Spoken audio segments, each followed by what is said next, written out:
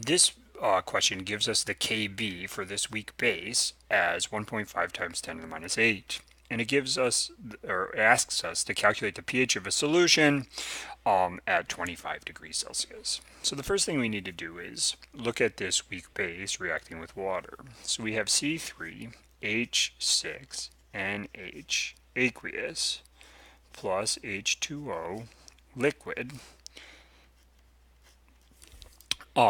forming a reaction with water. So this is going to act as a weak base and take a proton from water. So it gains an H, C3H6NH2, so it goes from 1H to 2H, 2 H's, and it also gains a plus charge because it gains an H plus. Aqueous. Now water loses an H plus and it becomes OH, one less H, and now it has a minus charge. It goes from neutral to minus. So this is the equilibrium reaction that we're looking at for this weak base.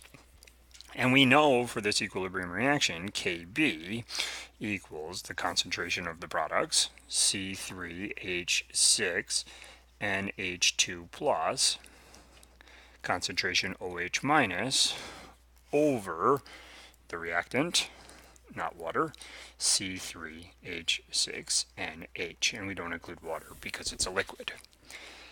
So we know these things. Now we need to make an ice table in order to actually find some values to plug in. If we can find the concentration of OH minus, we can find the POH, and if we can find the POH, we can find the pH.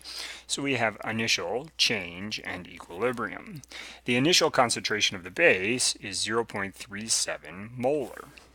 The initial concentration of the ion is 0, and the initial concentration of OH minus, we'll assume, is 0. Change, well, we're going to lose x because the stoichiometry is all 1 to 1, and we're going to gain x of the protonated molecule and the hydroxide.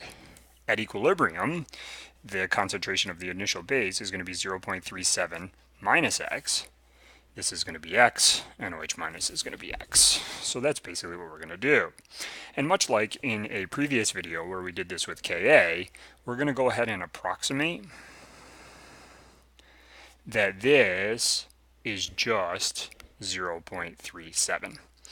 I said another way, we're going to ignore the x. And then we're going to have to test that at the end. And I'm using the rule that if x is 5% or less of this number, then we can ignore it. Some other people will say if it's outside of sig figs, some other people will say if it's within 10%, and it changes depending on the instructor or the textbook or whatever.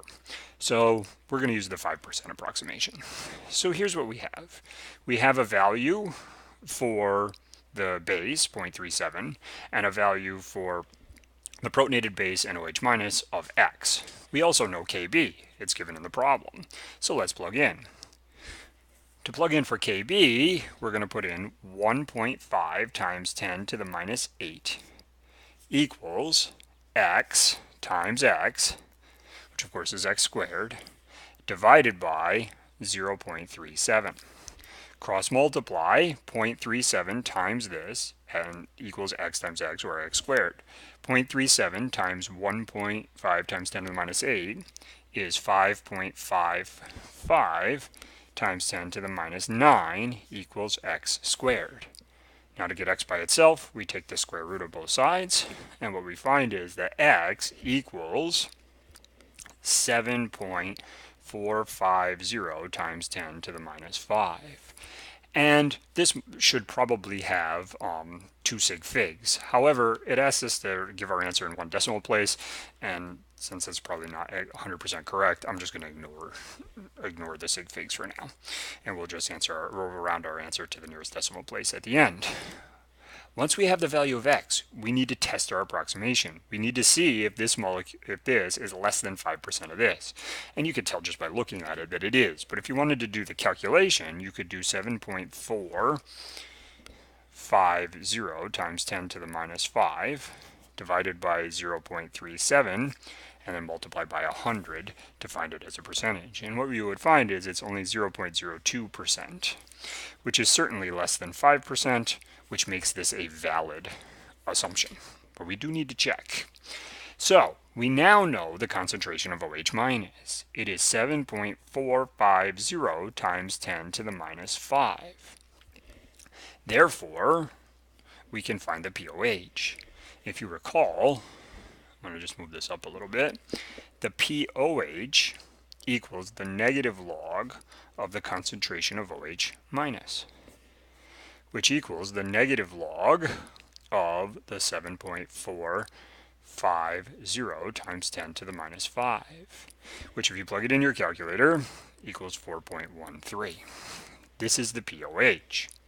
You also may recall that pH plus POH equals 14, or pH equals 14 minus the POH.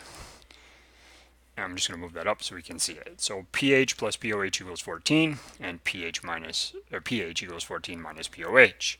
So the pH equals 14 minus 4.13, which equals 9.9. Now there are multiple other ways to do this. However, this is one way of doing it, and it works. So you can certainly do it this way. So the pH of this solution is 9.9.